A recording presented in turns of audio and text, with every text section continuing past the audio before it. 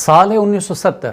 एक समुद्री तूफ़ान भोला जो कि मशरक़ी पाकिस्तान को हिट करता है और वहाँ पर तकरीबन 3 लाख लोग लुक़्मे अजल बन जाते हैं।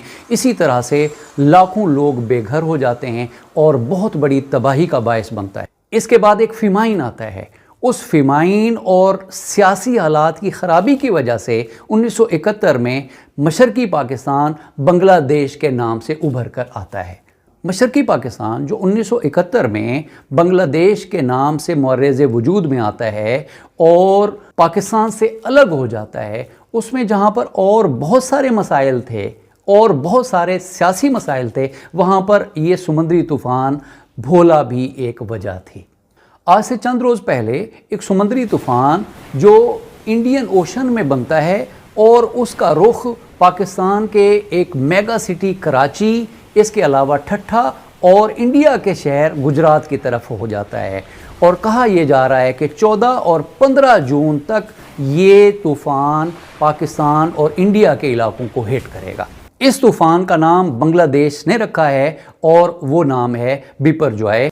इसका मतलब है बहुत बड़ा डिज़ास्टर और तबाही लाने वाला तूफ़ान। दिस इज़ अकरम कलंदरी। आज हम बात करेंगे कि ये जो बिपरजॉय जो अरेबियन ओशन की तरफ बढ़ रहा है और ये एक बड़ा ख़तरनाक और शदीद किस्म का तूफ़ान बनने जा रहा है, इसके बारे में जानेंगे। और इस जैसे जो समुद्री तूफ़ान आते हैं और वो बनते कैसे हैं और उनसे मुमकिन तबाही कितना हो सकती है, इंसानी जानों का क्या ख़तरा हो सकता है और जो लोगों की अमलाक हैं उनको ये कितना नुकसान पहुंचा सकते हैं।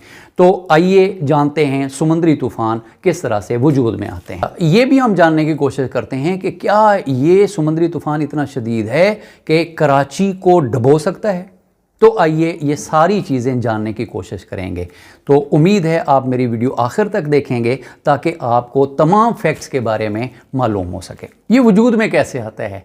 गर्म हवा जब ऊपर उठती है समंदर में तो ये अर्थ की रोटेशन की वजह से एंटी क्लॉकवाइज मूव करना शुरू कर देती है और इस मूवमेंट की वजह से एक बहुत बड़े एरिया के अंदर बहुत ज़्यादा तेज़ हवाएं चलना शुरू हो जाती हैं और वाटर वेपर बादल की शक्ल में ऊपर जाते हैं और ये जिन जिन इलाकों में जाती है वहाँ पर हिट करती है, वहाँ पर एक बहुत बड़ा नुकसान ला सकती है। ये डिपेंड करता है कि उसकी इंटेंसिटी कितना है, उसकी शिद्दत कितना है।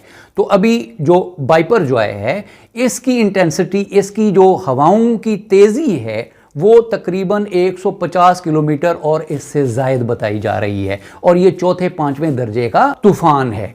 तो इससे देखते हैं कि ये कितना डिवास्टेटिंग हो सकता है और कितना लोगों के लिए ये तबाही का बायस बन सकता है। तूफ़ान का जो सेंटर होता है उसको आई कहते हैं और वो 20-30 किलोमीटर के सरकमफेरेंस में फैला हुआ होता है और इसके गिर्द जो है आई के इर्द गिर्द बहुत सारे इलाके में वाटर वेपर जब ऊपर जाते हैं उन वाटर वेपर्स की वजह से बादल बनते हैं जो जहाँ जहाँ तक पहुँचते हैं वहाँ पर बहुत तेज़ हवा और बहुत भारी बारिश का बायस बनते हैं। ये इतना ज़्यादा ख़तरनाक क्यों होती है?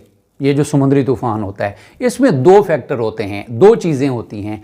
एक उसमें बरसने वाली बारिश और दूसरी हवा और बारिश इतना तेज़ी से चल रही होती हैं कि वो अपने सामने आने वाली जो बिल्डिंग्स हैं या कोई इमारतें हैं या जो भी चीज़ें हैं, जो भी ऑब्जेक्ट्स हैं, उनको बहुत ज़ोर से हिट करती हैं और वहाँ पर तबाही का ये बायस बन सकती है। ये नाम कैसे पड़ जाते हैं? इनको नाम देता कौन है? इस सिलसिले में याद रखने वाली बात यह है कि 2004 में पीटीसी ने एक फहरिस्त मुरतब की कि आइंदा कोई भी तूफ़ान आएगा तो उसमें इंग्लिश के अल्फ़ाबेट्स को मद्देनज़र रखा जाएगा और मुल्क उसका कोई ना कोई नाम देंगे। तो A to Z मुल्कों को ये सौंपा गया कि हर आने वाला तूफ़ान उसका कोई नाम रखा जाएगा ताकि हिस्ट्री में उसको याद करने के लिए आसानी हो। पाकिस्तान के हिस्से में भी कुछ नाम तजवीज़ करने का टाइम आया तो इन्होंने जो नाम रखे बड़े ज़बरदस्त थे, जैसे जन्नाटा था, सरसर था, असना था, मिनाहिल था। तो इस किस्म के और भी बहुत सारे नाम हैं जो पाकिस्तान को रखने का मौका मिला। जो बिपरजॉय है वो किधर किधर हिट कर सकता है? तो इसमें कराची को भी हिट कर सकता है, लेकिन ज़्यादा चांसेस हैं कि इंडियन गुजरात में जाके ये ज़्यादा तबाही मचाएगा। लेकिन जो अभी तक का इसका रुख है वो कराची की तरफ भी है, ठट्ठा की जानिब भी है और गुजरात में भी जाके तबाही मचाएगा। और इसकी जो शिद्दत है उसमें दिन ब दिन और टाइम जैसे जैसे बीत रहा है उसमें इजाफा हो रहा है।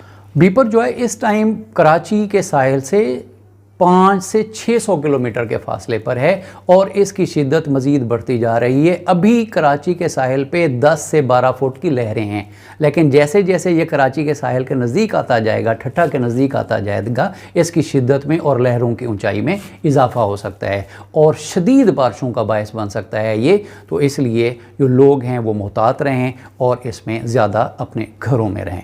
वीडियो देखने का बहुत शुक्रिया।